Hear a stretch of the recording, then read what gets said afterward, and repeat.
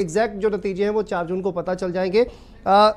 हम डॉक्टर रविंद्र राणा जी का एक बार रुख कर लेते हैं, जो कि हमारे साथ जुड़े हुए हैं, वरिष्ठ पत्रकार हैं। डॉक्टर रविंद्र राणा जी, पहले चरण का जब चुनाव हुआ, दूसरे चरण का चुनाव हुआ, उसके बाद तमाम बातें निकलकर सामने आई, तमाम इश्यूज बताए गए कि ये नाराज हैं या वो नाराज हैं या अग्निवीर का विरोध हो रहा है। ये आपको लगता है कि धरातल पर ये तमाम मुद्दे थे या फिर राम मंदिर का कहीं अंडर करंट था, वो काम कर गया है? एग्जिट पोल तो कुछ इसी तरह की कहानी बयान कर रहे हैं, आपका क्या एनालिसिस कहता है?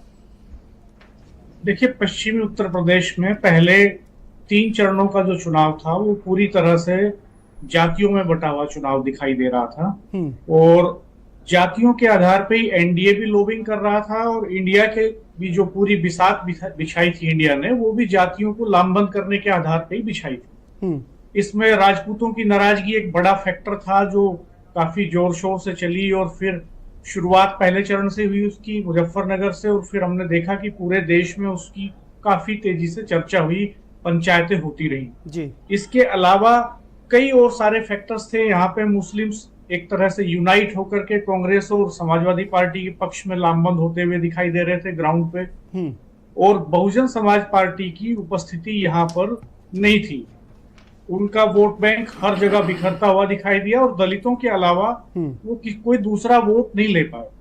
लेकिन असल में था क्या कि महंगाई का मुद्दा भी जमीन पे था, बेरोजगारी भी थी, ये नाराजगियां भी थी, लेकिन इसके इतर कई और सारे फैक्टर्स थे जो काम कर रहे थे, जिन्होंने मुझे लगता है असर डाला है और जिसकी वजह से एग्जिट पोल में इस तरह की संभावनाएं जताई गई हैं। जैसे जैन चौधरी एक बड़ा फैक्टर थे इधर जी। किसान आंदोलन में जैन चौधरी ने एक बड़ी भूमिका निभाई थी और ये किसानों की बेल्ट है। इधर किसान आंदोलन में यहाँ के लोग शामिल हुए बड़ी संख्या में। जैन चौधरी ने लगातार पंचायतें की और जिस वक्त वो इंडिया के साथ थे तो एक स्ट्रॉन्ग मैसेज था बीजेपी के खिलाफ यहाँ पे। लेकिन जैसे ही उन्होंने पाला बदला तो शुरुआत में वो नाराजगी तुरंत से डाइल्यूट नहीं हुई और जब एक्सपर्ट्स उसको भांप रहे थे तो शुरुआत के दिनों में लग रहा था कि शायद ये वोट बैंक शिफ्ट नहीं हो पाएगा बीजेपी और जैन की तरफ, ये इंडिया के साथ ही रह जाएगा और इसका नुकसान झेलना पड़ेगा एनडीए को।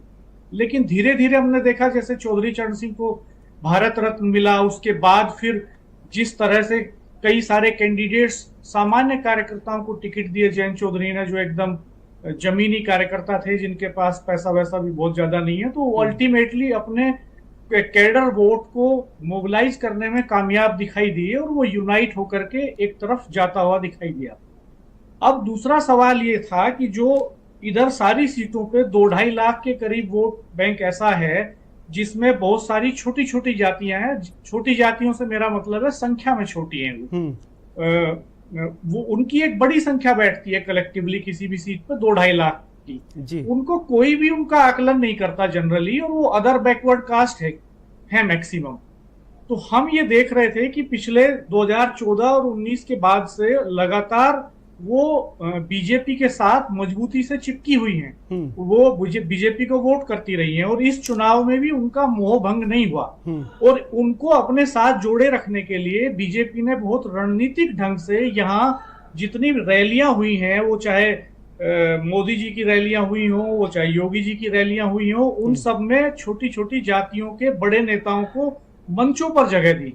जब पहली रैली मोदी जी और सर ये पानी लेकर कसम जो दिलाई जा रही थी, ये माहौल जो है वो बनाया जा रहा था कि अब देखिए अब पानी लेकर लोग कसम खा रहे हैं, पंचायतें हो रही हैं, और ये कहा जा रहा था कि अग्निवीर को लेकर बहुत ज्यादा गुस्सा लोगों में है। तो क्या वो धरातल पर दिखाई नहीं दिया? क्या उसका असर आपको नहीं लगता है कि इस एग्जिट पोल में कहीं ना कहीं मिसिंग है? देखिए, ये जो कस्मों वाली बात है, ये राजपूत समाज के कुछ नेता ये मोबिलाइज कर रहे थे, वो लीड कर रहे थे। और जो बड़ी से बड़ी पंचायतें हैं उनमें जो लोगों के इकट्ठा होने की संख्या है वो औसतन 20 से 30 हजार के आसपास कई सभाओं में ऐसी बताई गई। हमने देखा भी कि अच्छी स्ट्रेंथ थी। लेकिन होता क्या है कि कॉमन वोटर उसमें जाके वहां शपथ नहीं लेता है। वहां शपथ लेते हैं कुछ नेता, कुछ इन्फ्लुएंसर्स, और कॉमन वोटर जब वोटिंग के दिन हम लोग घूम रहे थे तो हमने देखा कि जो 50 साल से ऊपर की महिलाएं थी, हमने उनको ये कहते सुना कि हम समाजवादी पार्टी को वोट नहीं कर सकते, भले ही हम बीजेपी को वोट नहीं दें। तो एक तो उनका वोटिंग परसेंटेज डाउन हो गया। उनका ये मानना है, एक तो वो राजपूत समाज कोर वोटर है बीजेपी का लंबे समय से। जी।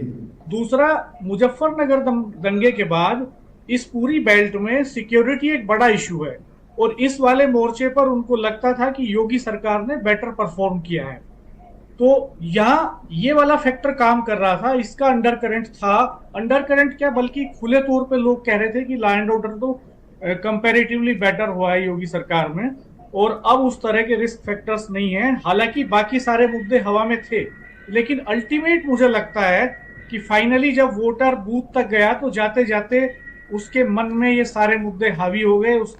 उसके मन में बेरोजगारी का मुद्दा, महंगाई का मुद्दा, ये थोड़ा पीछे चला गया। जी ठीक है, लेकिन देखिए कहीं ना कहीं ये जो तमाम जो छोटे छोटे मुद्दे हैं या क्षेत्रीय स्तर पर हमने देखा कि किस तरह से लोगों की कई ऐसे मुद्दे हैं, कई नाराजगी